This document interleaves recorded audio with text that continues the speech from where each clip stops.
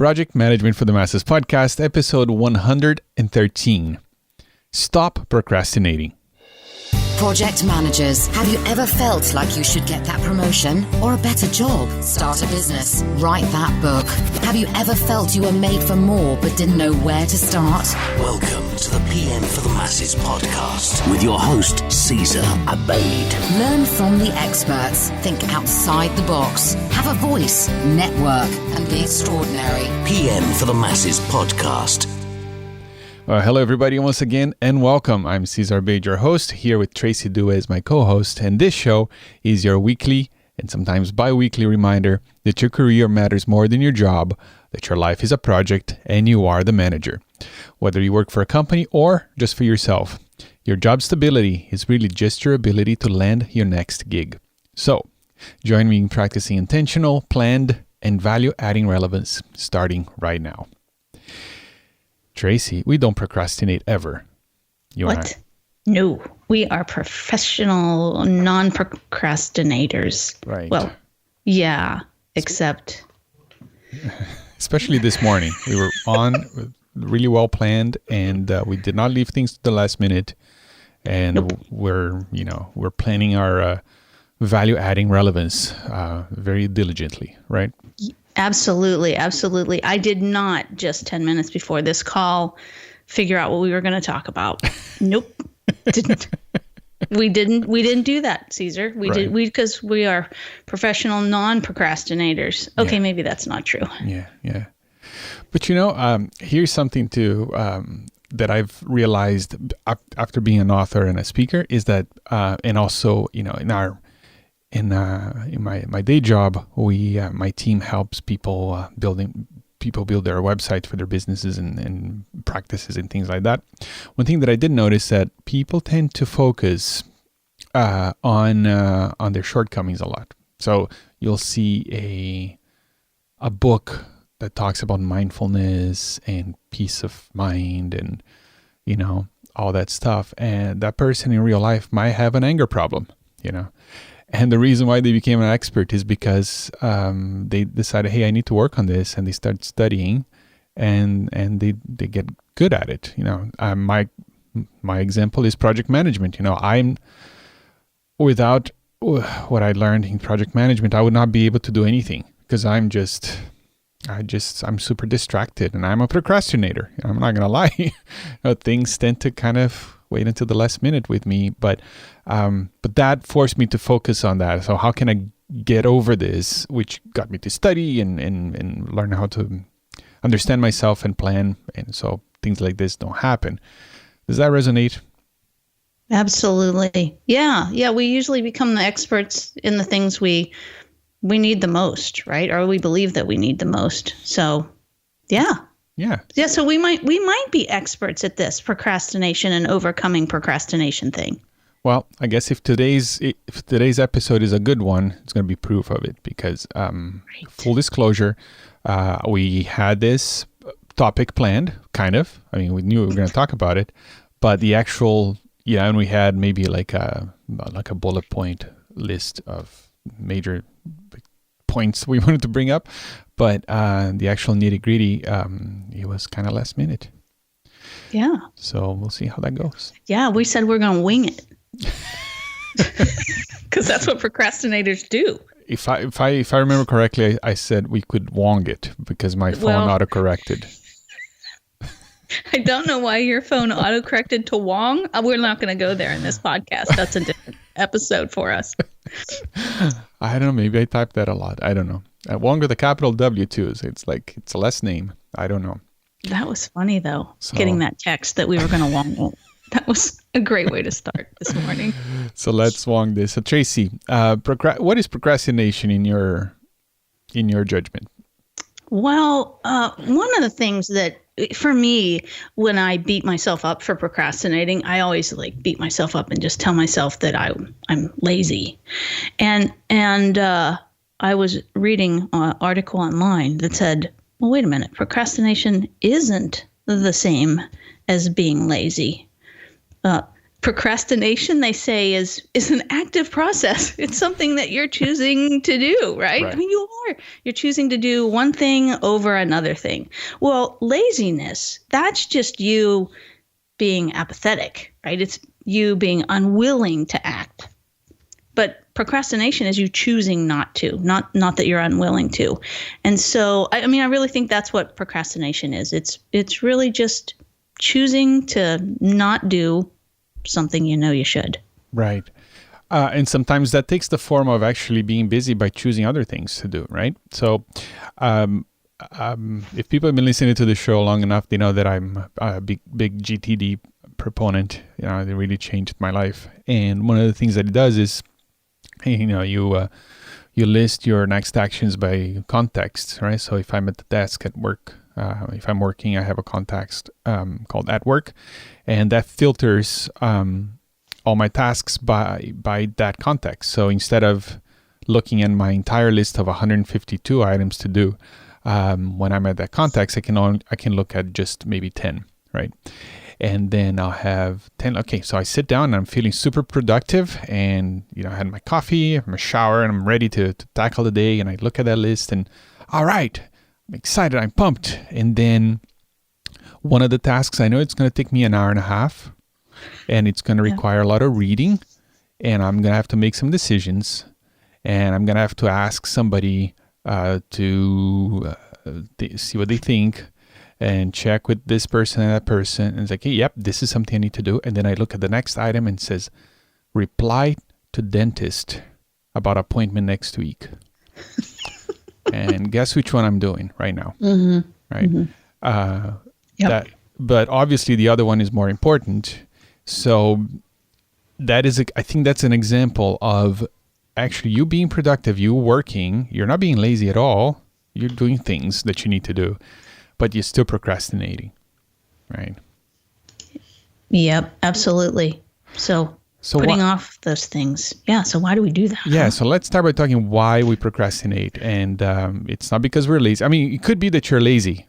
You're listening right now. Could be. And that's... But that would just be laziness, not procrastination. Right. Yeah, that would be like not being excited to look at your to-do list, or not being excited about looking at your calendar, not... willing, right, to put in the time to get things done, and just say, I'm just going to play video games and watch TV like my kids.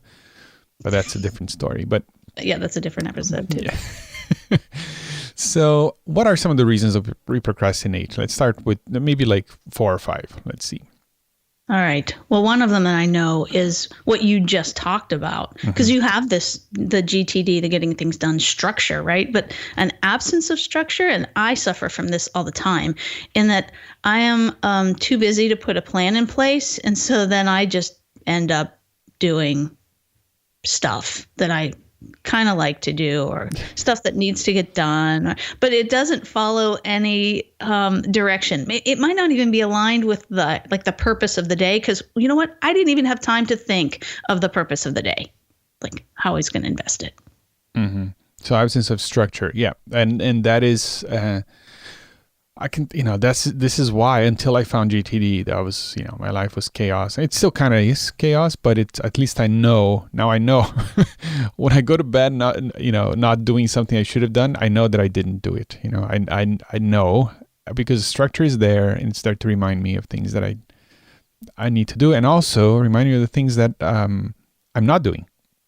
And I think you can only have that with structure because you can only keep so much in your brain, right? I think can only keep 4 or 5 things that you need to do in your brain at a time, if I remember correctly. If you're really, really like at the genius level of smarts, most people it's like 3 or 4. So if you need to remember a 5th thing, that guess what? The first one is going to drop out of your brain, and you're going to forget. But the thing is, the brain does not forget, right? So what it does is like it moves it into like a long-term storage. And then it turns up the knob on the stress, right? Because now you know that there are things in your life that you need to do, decisions that you need to take, and things that are not processed by you yet. But the brain won't let you forget by raising the level of stress. So you go to bed at night with that nagging feeling, right? That there are all these things I need to do, and it's just driving me crazy, right?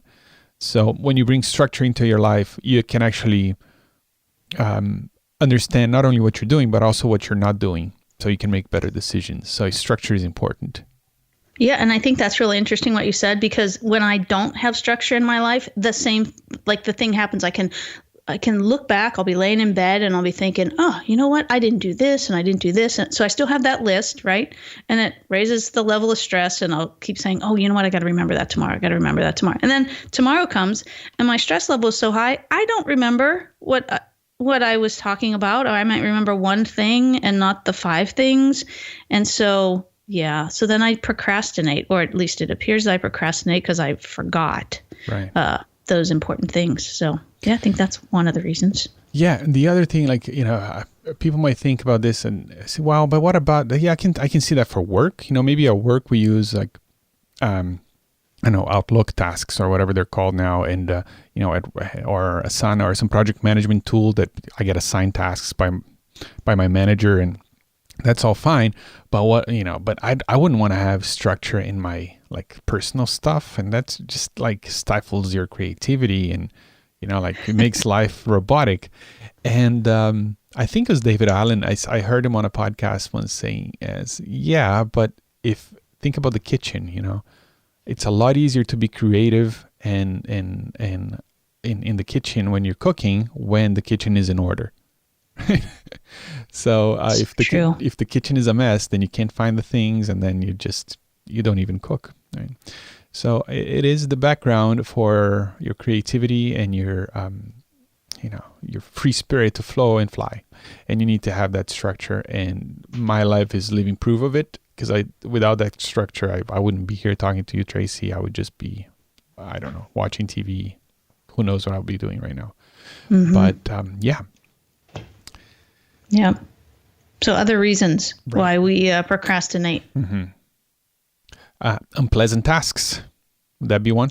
Oh, yeah. Yeah. Or, that we perceive that they're unpleasant. Like that task you were talking about, where you have to go talk to somebody and it's going to take you an hour and a half to do this. And that complex task, unpleasant task, I think we could like to put those off too.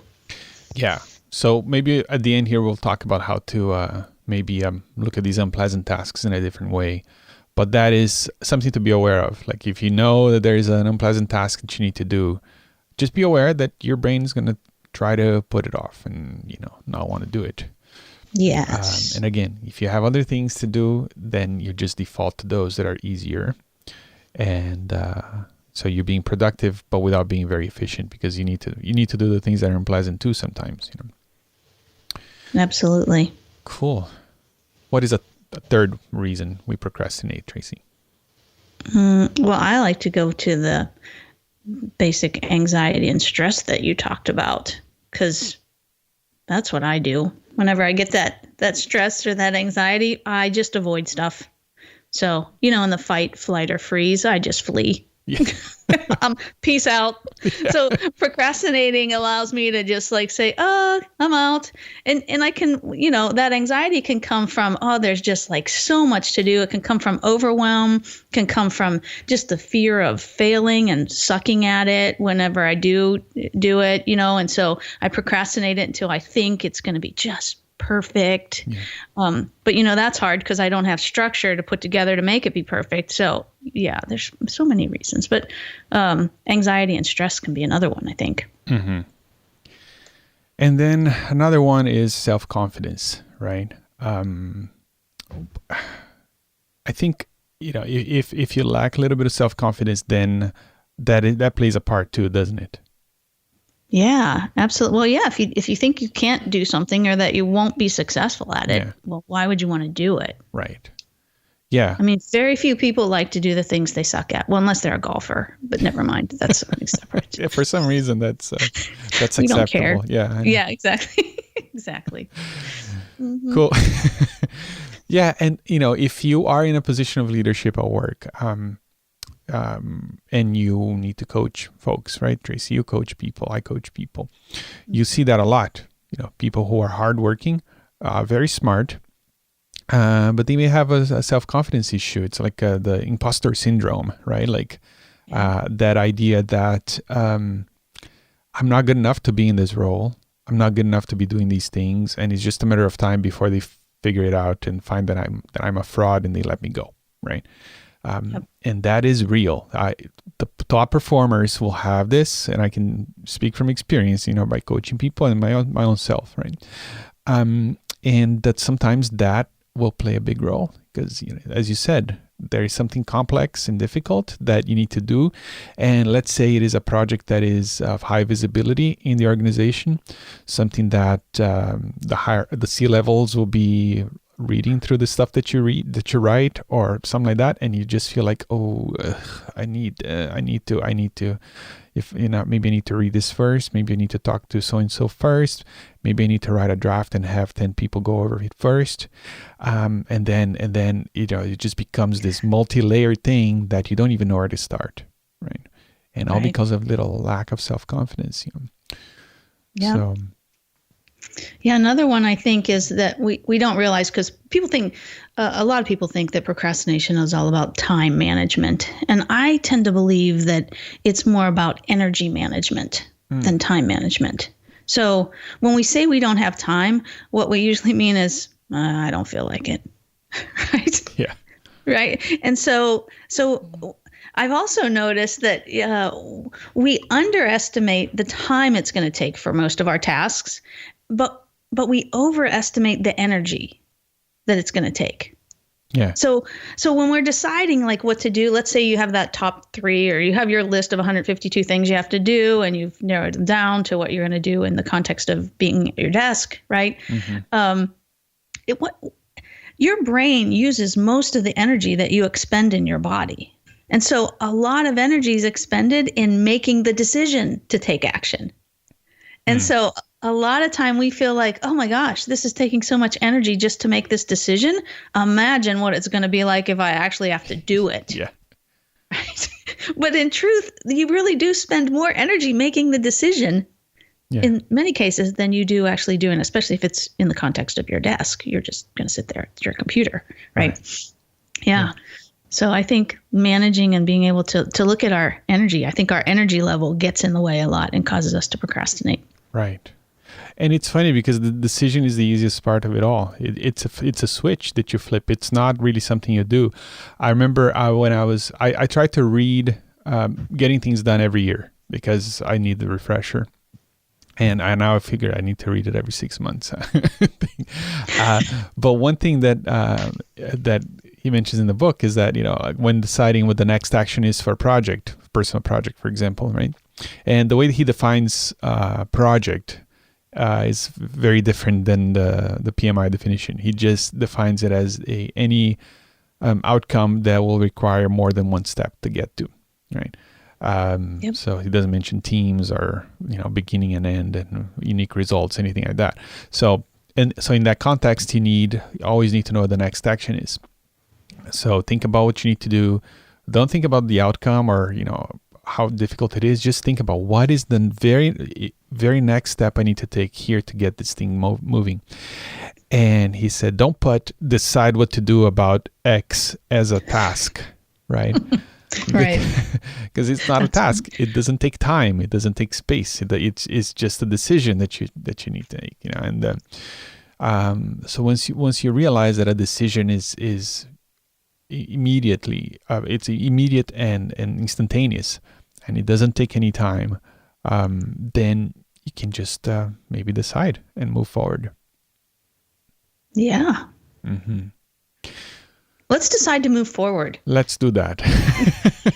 All right. So how can we avoid these pitfalls? Let's talk about that. So how can we, number one, be aware that this is something that happens to everybody, and then maybe place ourselves in a position to kind of win when it comes to procrastination?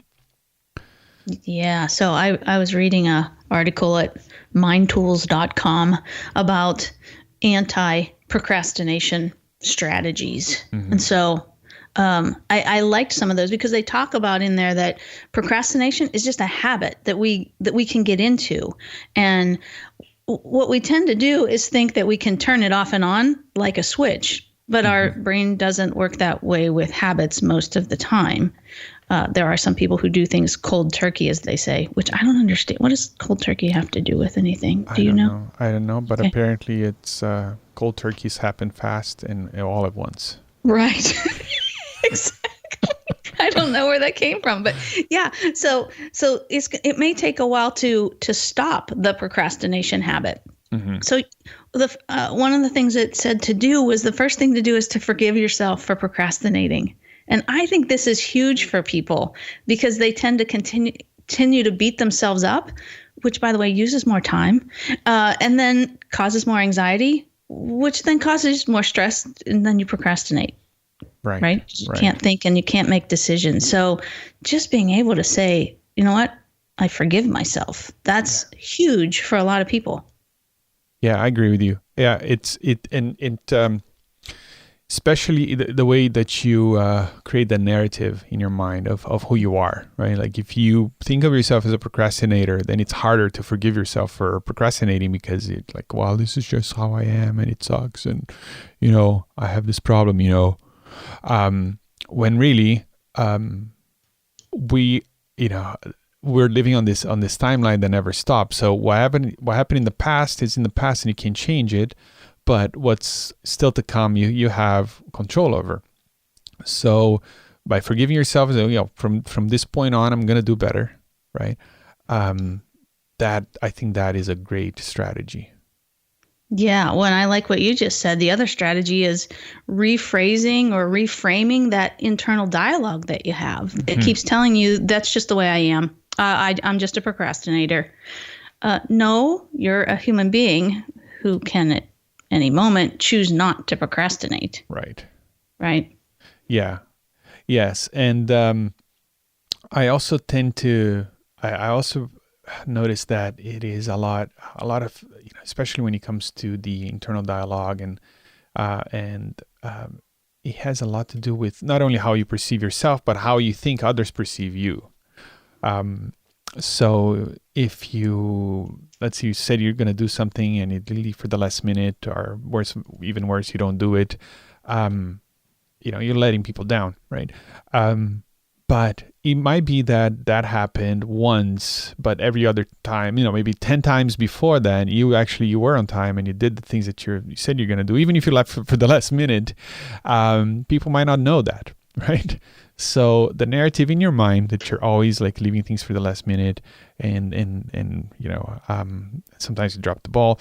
It might not be how in the workplace, for example, people are perceiving you because there's a lag there, right? So maybe you did things on time and on budget and you did not procrastinate for like 6 months. And then there was this one instance that things didn't quite work out.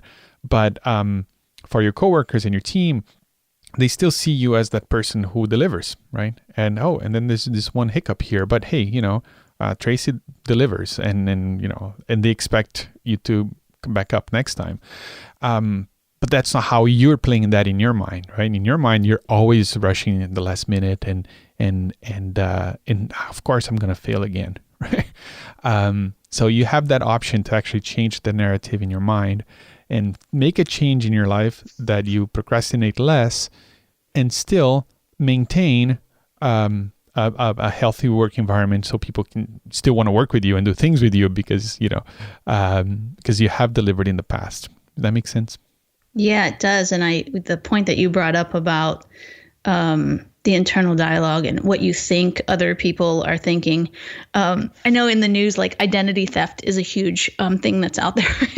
Right. And I bring that up here because a lot of times we allow people to steal our identity or reprogram it or manipulate how we think and how we feel about ourselves because one person for 1 minute said one bad thing and then our brain focuses on that because our amygdala likes to look for things that are in error or contradict what else is going on in our head. And so we tend to see that. And so then we go into that fight, flight, or freeze. And we have to focus on that in order to fix it. And so we become fixated on this one statement and allow somebody else to steal who we are when, in fact, you get to choose that. And you're that internal dialogue and those internal stories that you tell yourself has a lot to do with it. Very good. The next one is committing to the task, right? And that is to focus on doing, not avoiding. Yeah, and those people who don't like structure, we don't even know what that is because we haven't written down our tasks that we need to complete or when we need to do them, or we haven't put a plan in place in order to do that. So, so part of that commit to the task is to commit to a plan or a structure that you're going to follow as well, I think. Right. And and I find that the best way to commit to that is to actually make it very clear what the next thing is I need to do to get that initiative or the little project moving in the right direction towards completion. And sometimes it's just a simple exercise of thinking, let's say a project is throwing a birthday party to your mom, right? And it's on your list of to do, which is not a very good thing to put on a to-do list, a birthday party for mom, because how do you check that off until the party's done, right? Exactly, yes. So that's not a good planning tool. So what you do is you ask yourself, okay, what do I need to do to get that party going? I say, well, I need a guest list. I say, yeah, how many people? Well, it depends. Are we having the party here at my house or my sister's house? Well, I guess I don't know. Maybe I should talk to my sister, and maybe I should talk to my other sister too, because it's her mom too. So maybe we need to organize a three-way call to discuss this party. Yep. Okay. So what's the next thing I need to do? Or maybe I need to send them an email about that. All right. Send email to sisters about mom's birthday party. That is a task, right? And that is something you can do. It's a lot smaller than the entire party, and you put that on your task list. And when you see that, I say, well, yeah, I can do this. This is quick, boom, 2 minutes is done, and you move that forward. So this is one way to committing to the task and focusing on doing, right? Not avoiding, by breaking things down and then thinking about, okay, what is the baby step number one, right? That without which, it's like critical path, right? Without which this is not going to happen. And then you focus on that and you do that. And then next time, go ahead. Yeah, no, I think that's a great idea, because if I look at my to-do list, and I've done this with my clients too, we look at the thing that you've been procrastinating the most on your to-do list. So right now for me, that's like making a video. Well, when I look at that, it's really a number of different steps. But my brain sees that, right, as, oh, gosh, I got to create this video, so I got to get this. But really, I have to design the script, and I have to figure out, where I want to record it, what it's going to look like, what's the background. There's so many other things that I need to figure out first before I actually make the video. And I think I know that a lot of people, if you look at your list, that thing that you've been procrastinating the most, it's because of what you just said, Cesar. Planning a party for mom. Our brain thinks that's way too big, so we're going to keep putting it off, and then mom's going to be a year older, and we aren't going to have her party. I mean, that's going to be so sad, right? Yeah. So no. There we go.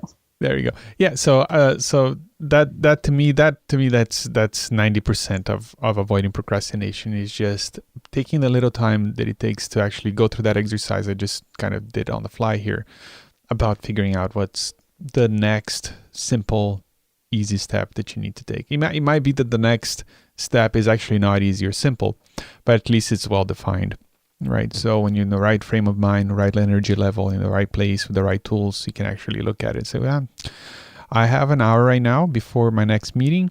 I have my laptop, which is what I need for this task, and I have an internet connection. I can spend that hour to do this complex thing here, but I know that that's the next action that I need to get that outcome, to move toward that outcome. That's terrific. Cool. That's good stuff right there. I know. It helped me. That's how I can talk about this all day, but all right. So the next one is to ask someone to check up on you. Actually, no. Well, let's talk about that one first. Yeah. I skipped one, but yeah. So is that accountability, Tracy? What do you say? Oh, of course. Yeah. Accountability. We know that it works. We've seen that it works. And you just have to, I think, asking someone to check up on you, or as they say, put it out there in public, right? So people will make pronouncements on Facebook or LinkedIn or some kind of social media. Hey, I'm going to do this, right? I'm going to run a marathon.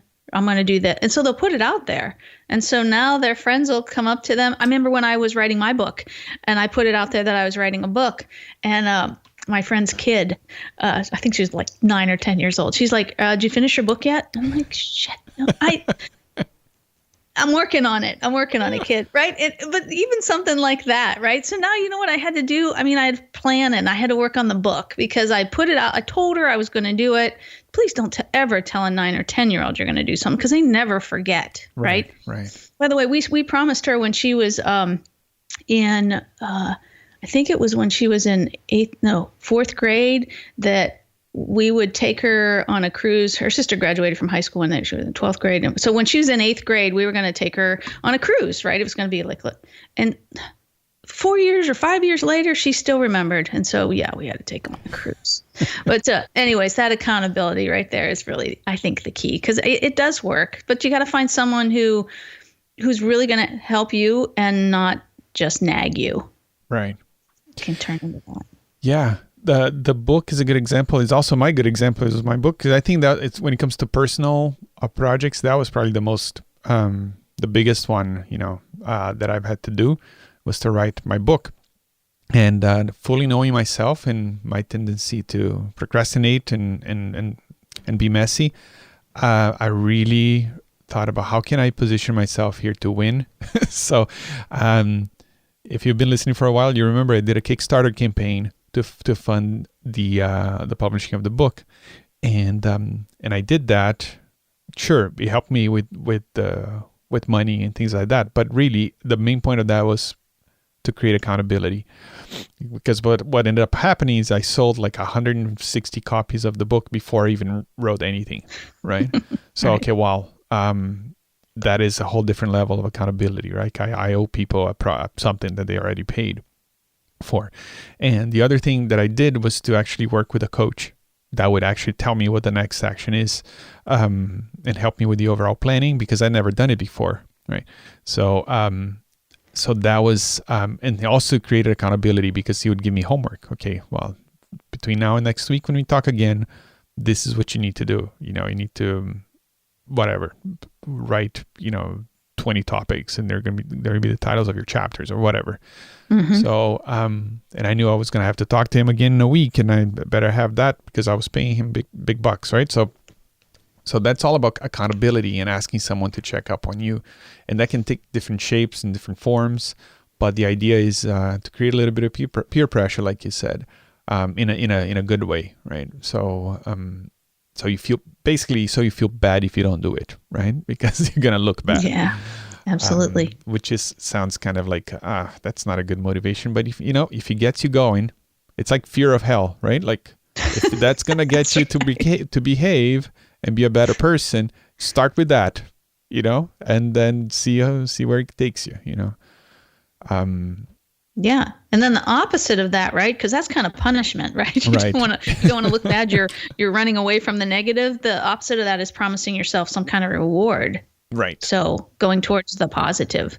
And a lot of people have a difficult time with this, I find, because they think like, oh, I got to take myself out to dinner. I've got to spend some money, or I've got to, and the reward, and I love, I follow James Clear at jamesclear.com. And he talks about habits, and he talks about the habit cycle of reminder, routine, reward, and how most people don't form habits because they forget the reward part. And all that means is focusing on what it is that you're gaining from the routine. So your phone rings, that's a reminder, and then you answer it. That's the routine. And then the reward is you get to find out who's on the other end of the phone. Yeah. Well, that was a long time ago when phones actually rang and you didn't have caller ID, I guess. But you get the point, right? Right? So the light turns red. The routine is you stop your car, right, when you do that. And then it turns green and you get to go and you get to your destination. So the reward can just be you recognizing whatever it is that you're getting by doing the routine, by taking the action. Mm-hmm. Yeah. It doesn't have to be something big or like a big piece of cake or something like that. Right. Because I struggle with getting things done. I find that actually checking it off at the end of it it's a reward in and of itself. Like, man, I'm going to get to be done with this. That's amazing. Remember so if you do a task that's not, do you put it on your list just to check it off? If I put it, what's that? So like if there's a task that you do that's not on your list, but you did it, do you then put it on your list just so that you can check it off? I have done that. Yes. Yeah, me too. I think that's a great reward. It just reminded me. Yeah. Yeah. Yeah. And, using the book example, I mean, getting a shipment of my shiny book, right? And opening that box and taking one out and taking a picture with it. That was my reward. I didn't need to do anything else other than that. Mm-hmm. So try to find the reward in the actual completion of the task. Saying how good am I going to feel when this is done, right? Mm-hmm. Project yourself into that situation, right? And sometimes, I know you like Brendon Burchard, and he talks a lot about that, about projection, right? Like think about yourself in the future when that is done. How's that going to feel, right? And then you open your eyes and you're pumped. Say, let's do this. Yep, absolutely. And that, excuse me. And that's the reward part, right? That's focusing on that. Yep. Cool. So another strategy is just taking action.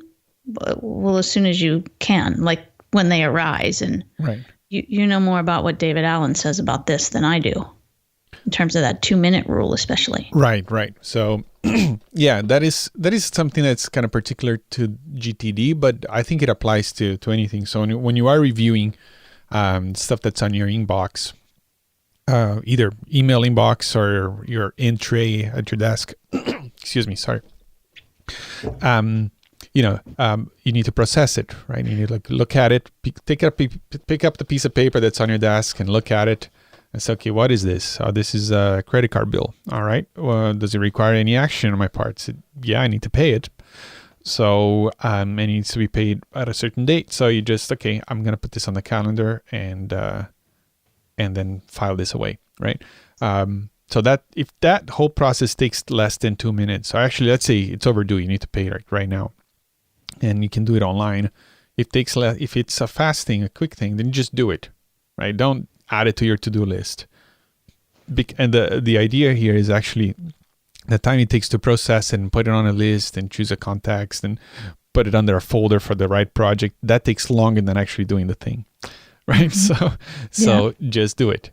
And a lot of things, you'd be surprised at how many of these tasks you can do in less than 2 minutes. And if that's the case, just... Yeah, and that bill paying... Sorry, Cesar. Yeah, no. That bill paying one is so true. As soon as I get the bill, I just go online. I can do it from my phone, and I schedule it. So that never gets on my to-do list. Yeah. Right? Yeah. So think about things that you can go and do immediately or as soon as they land on your lap. And that's, that doesn't have to go into your task list, and your task list can be more meaningful about actually things that can actually take some time and energy to do, Awesome. That's a great way to have an anti-procrastination strategy. Right. Because here's the thing, if your list is so full of these things that becomes also a mental block, right? You stop looking at it because it makes you feel bad. And once you stop looking at it, your brain adapts to ignoring the list, right?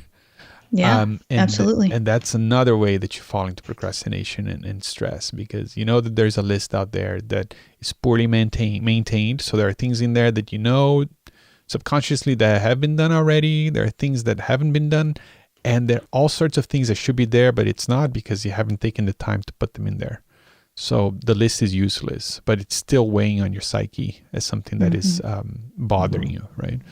So tackle the little things fast, and make the list, number one, updated and also meaningful. Awesome. Awesome. Another strategy, minimize distractions, because we have a lot of those these days, don't we? Oh, yeah. Yes. Yeah. Yeah. I'm sure. Yep. Sorry. I'm sure people listening to this podcast, every once in a while they'll hear a ding or a buzz, right? Because I'm here at my desk and I have my phone and my laptop is online, obviously. And there's text messages coming, there's email coming, there's Slack pings, and sometimes I forget to mute it all. Right. So, it's sad. So such is life these days. You are working on something and there is like 1 million other things that are actually like poking you to go and attend to it. Mm-hmm. So how do you minimize distractions? I've always turned everything off. People always say, "Oh, did you see this on Facebook?" No, I didn't. Oh, did you get that news? You know how you can turn news on your phone and it'll put up the big stories of the day, like so-and-so did this or so whatever. So, no, the answer is no, I don't know. Can you tell me about it? Because the only way I know it's important is if you tell me, because I don't, I don't like to be distracted by that kind of stuff. And then every once in a while, I'll just go and on social media, like for you, Cesar, I was telling you before we started, hey, I love the cool stuff that you put out there on Facebook because I think it's hilarious. Uh-huh. And so when I go to Facebook, I don't scroll. I'll do that maybe for 5 seconds. And then if I see you posted, I click on your name and I just look at the stuff you posted. And then I'll go and I'll click on somebody else's name but I don't scroll through that whole news feed or whatever it happens to be. No. Right. So, I really try to avoid. So I don't have anything that dings on my, my computer or my phone. I do have one app that reminds me to be mindful, and I do have that buzz at me throughout the day. Interesting. Yeah, that's about it. Yeah. So, yeah. I did that too. I turned off all notifications on my phone. I don't even have the badges. Like, do you have an iPhone? Yes, you have an iPhone, yeah. right? It shows the little badge, because that, you look at that and it's like, you just know the things you need to, it reminds you that, hey, there's stuff unread here. So I don't have any of that. So my email doesn't ding. Slack. I have Slack on my phone just because sometimes I'm on the go and I need to reply to somebody, and, we work remotely. So sometimes I'm, in transit to a coffee shop and I need to pull over and reply to someone. But I don't have any of that. The only thing that dings is text messages from my wife, because that's how we communicate and it's important stuff about kids and things like that. And I have an app that reminds me to pray, basically. First thing in the morning, mid-morning, then mid-afternoon. That it's like a sound of a bell. So it's like, I can't, misinterpret what that is. Okay, I need to stop and just recollect a little bit. But yeah, and even with all that, I'm distracted, because there is YouTube. There's things that you can go and seek, right? That's right. Yeah. And especially if there's something that you're looking forward to, like if you follow a channel on YouTube or some TV show, you're waiting in anticipation for a new episode or something. Yeah. So that's an ongoing battle, but it helps to be proactive, right? And if you can identify what distracts you the most, and then try to eliminate that, And also one thing, I use a couple of applications to help me with focus. One is called Focus at Will, and you can find that at Focus. That's a great one. Yeah. Focusatwill.com. And the other one is Brain.fm. Focus at Will is more like, it's like music, but there's science behind this, Tracy. I don't know all the science behind it, but to help you focus on what you're doing. And Brain.fm is more like sounds, and it's more weird, whimsical stuff. So depending on what mood I'm in, I use one or the other. But that helps, Cool. One of the things I do with my iPhone is you know how all the little icons and even the badges that you said don't appear. They have like the red 3 messages, or some people have like 1,000 messages, right. The little red bubble kind of thing. You can actually turn your iPhone gray, so you don't see those colors, which is kind of cool. Do you know how to do that? Is like under the accessibility thing, or? Yeah, it's under accessibility. Yeah.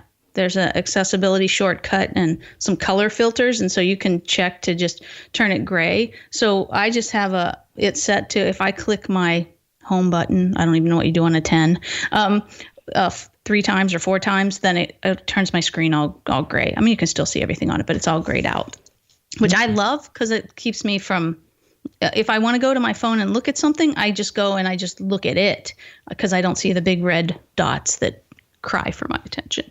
That is cool. I did not know about this. I'm going to check it out. Okay, cool. Awesome. Yeah, I don't need those sticking red badges. Exactly. So you can leave the badges on in case you do want to see them, but they're not red because they're gray. Yeah, that's a great way to minimize some distractions. Right. Yeah. Very cool. And we have one more. And I'm going to read it. You're going to have to explain this one to me. Aim to eat an elephant beetle first thing every day. What does that mean? I don't know. Those mindtoolspeople.com, they are the ones that came up with it. But that has to do with doing an unpleasant task and getting it out of the way first. That's all. Do it first. Just do the unpleasant stuff first thing right away. And I think that's a way that people can overcome procrastinating or avoid procrastinating. Right. The whole make your bed every day type of idea. Yeah. So it's a little win. One thing that I read in a book called The Miracle Morning, I think it's called. Yes. You've read that one? Yes. Yeah. What's his name again? I don't know. I knew you were going to ask me about it. I remember reading it, but it's not. I don't have all. Yeah. Maybe we'll put a link in the show notes. But he talks about this. He talks about getting up early in the morning, right? Instead of hitting the snooze button. And he says, well, think about before you go to bed, because usually when you wake up in the morning, you wake up with the last thought that you had when you just fell asleep. That's how the brain works. So if you go to bed at night thinking, oh goodness, it's so late, there's no way I'm going to be up at 5:30 like I want to, right? And then you fall asleep. Right. You wake up with that thought at 5:30 with the alarm buzzing, thinking there's no way I'm going to wake up at 5:30, and then you snooze, right? So he tells you to do this exercise every time before you go to sleep, every night. Just picture yourself in the morning, like getting up early, and it's like Mary Poppins, right? With the birds. It's beautiful. It's like Christmas morning. Just picture, okay, I'm going to get up tomorrow. I'm just going to spring out of bed. It's going to feel great. I'm going to do this one thing that is nagging me. And before I even have my coffee, and by the time I sit down with my coffee, I will have this done. It's going to be great. And then you fall asleep. And then guess what? You wake up with that in mind. And so the chance, and it works, the days that I remember to do that are, it works. So start your day by tackling something that, using basically when you wake up in the morning, you're rested in theory. So you have more energy. Just try to direct it into tackling something difficult and something that is maybe unpleasant, and be done with it first thing. I love that. One of the things that I like to do is, and I think we can do a whole episode on this, but it's about developing a routine that has you avoid procrastination as well. I mean, because there are so many warm-up routines. I mean, athletes listen to their music. There's certain playlist in their head, right, in their headphones before they perform. And I think we as human beings can have different routines. And when we do that, and we schedule that, I know people who avoid structure don't like that. But what it does is it frees you up, or it gives you the energy that you need to overcome procrastination and do the things that you already know that you should be doing. Very good. Very good. Wow, this was very helpful to me actually right now, because there's a few things I need to do that I've been sitting on for a while. Me too. So yeah. I'm going to tackle them. Awesome. Do you want to say what you're going to tackle so that we can hold you accountable? Oh goodness, yes. So I'll leave the work stuff out of it because that's a different thing. But one thing that I'm working on, and I think I shared here before, I have the second podcast about guitar playing, and I did a number of interviews. There's this one episode that I'm just going to talk by myself, talk about where I'm at with my guitar playing and things like that, and kind of a scary one, right? Because it's So I've been sitting on it, and it's been 4 weeks since the last episode, and it's not coming out. So I just need to do that. So I am making a pledge here that between this episode and the next episode, that one of the guitar show will be up. Yay. All right. Yeah, I'm supposed to put together 3 videos for someone, and I've been putting that off. So I'm going to do that before we have our next podcast recording anyways. Amazing. Sound good? Sounds great. Yeah. Cool. All right. Practice what we preach. Yeah. Wow. I guess, did we cover everything? I think we did. I think we did. We didn't procrastinate. Once we got it out there, we did. Once we started, see, procrastination doesn't happen like midway through the task. Have you ever noticed that? Yeah, exactly. It's usually before you start. Right, exactly. Very cool.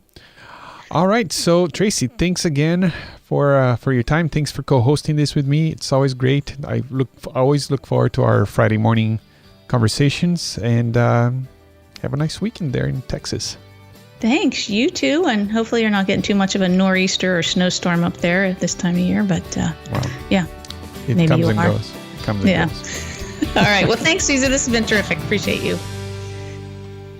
Thank you for listening to the PM for the Masses podcast. Tune in next week for more great ideas on how to manage your projects better and truly stand out in your industry. PMforthemasses.com